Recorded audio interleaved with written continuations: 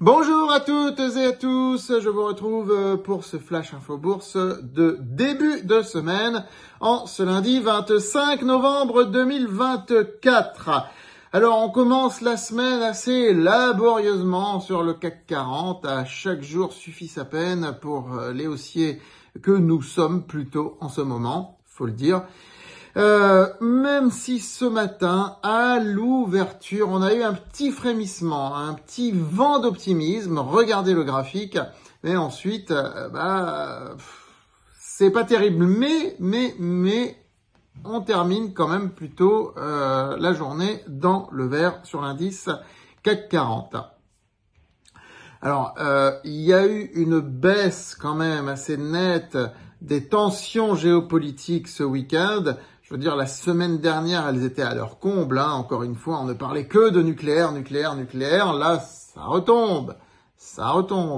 Voilà. Donc, du coup, on a deux phénomènes qui sont corrélatifs, qui évoluent en parallèle, qui sont reliés l'un à l'autre.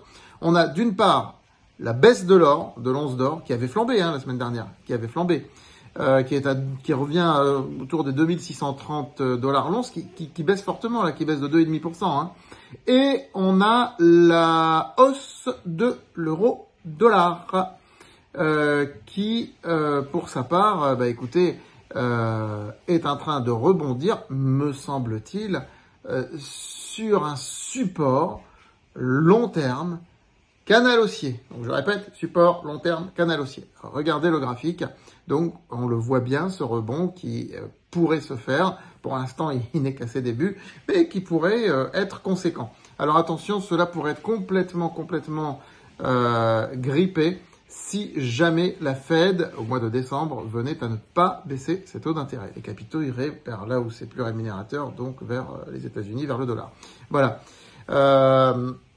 Mais il y a quand même un potentiel de rebond là sur l'euro-dollar, d'autant plus que le dollar ne fait qu'augmenter, c'est-à-dire que l'euro face au dollar ne fait que baisser. Quand vous voyez le graphique sur un peu plus d'un mois et demi, regardez, vous avez une forte baisse. Ensuite, vous aviez un rebond juste avant les élections. Là, il y a eu l'élection de Trump et hop, dégringolade. Dégringolade jusqu'à quand? On va pas redescendre en dessous de la parité quand même. Ce serait pas très logique. Donc voilà un petit peu où nous en sommes. Pour nos abonnés, aujourd'hui, nous avons recommandé à titre très spéculatif, donc seulement pour ceux qui veulent spéculer, un call warrant euro-dollar, mais toujours dans des proportions très raisonnables.